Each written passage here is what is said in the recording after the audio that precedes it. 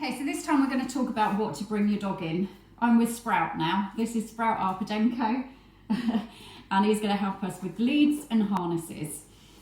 Good boy, well done. Okay, so what to bring your dog in.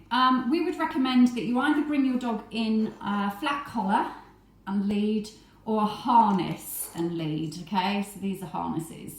Flat collar is okay. We understand that your puppy is going to go through lots of growth spurts and you might not want to invest in a harness yet, which we completely understand.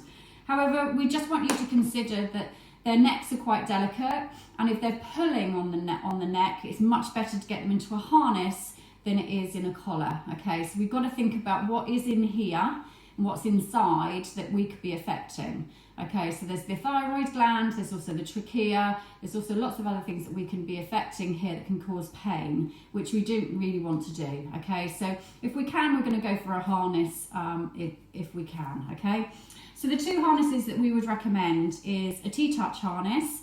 So this is what a T-Touch harness looks like. Really nice. They have clips either side, so you don't have to go over the head with the dogs, over the head of the dogs. So you can actually clip it on like a collar, which can be really nice for the dogs. Some dogs don't like putting their heads through. Okay, so that's a T-Touch harness. And we also recommend the Perfect Fit harnesses. This is Sprout, so it's a little bit muddy because he's been out today, but that's your Perfect Fit, and they come in many different colours as well. Both of these do. All right, and this is fleece lined. And this comes in 3 parts, and it's perfectly fitted to your dog.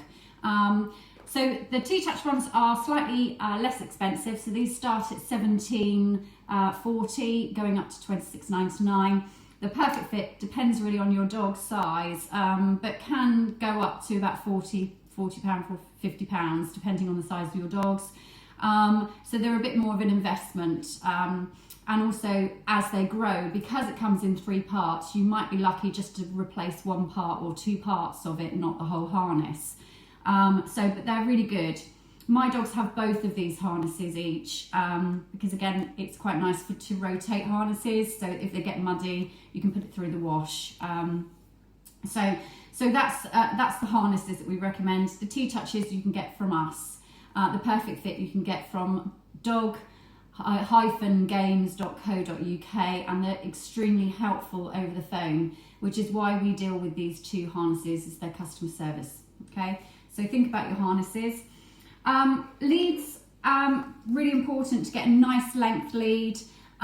Think about the weight of the lead, especially if you've got a puppy. We don't want to put anything too heavy on the lead, on the dog, okay, because that will weigh them down and be a little bit worrying for them. Okay, also look at the clasp as well. Make sure that this is light and don't get anything too cumbersome or heavy again, because again that can be quite upsetting for some puppies too.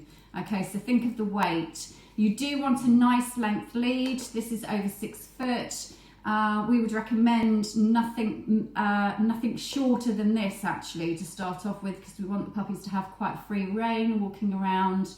Obviously if they're in a roadside, then they need to be on a shorter lead.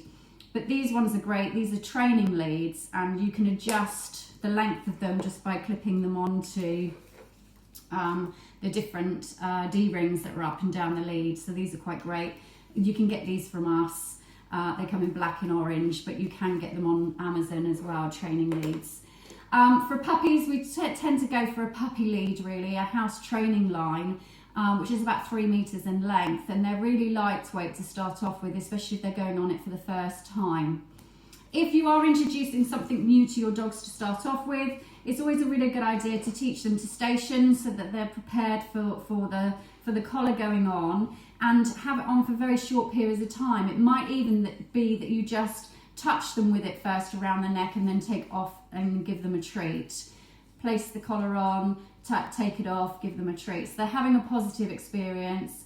And if you are going to put a collar on them, I'm just going to show you with Sprout. So I'm just going to station him over here. So he's got some treats there. So to start off with, I would just get him used to just having it on his neck while he's eating something, you know, just like that. So he's getting used to the weight of it, which would be a really good idea to do. Then sprinkle some more down. If he's okay with that, then I might just place it on him and then take it off, because you notice he freezes there a little bit.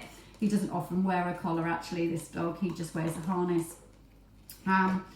So it's getting them used to it, okay? If they're going to have a harness on, again, get them used to it slowly. Don't push it and force them onto it, because again, that can be quite worrying, because it's the first time that they've seen something like this. So let them sniff it and give them a treat, and then gradually place it on them. But there is a video on this which we will share with you as well, as to how to introduce a harness to them.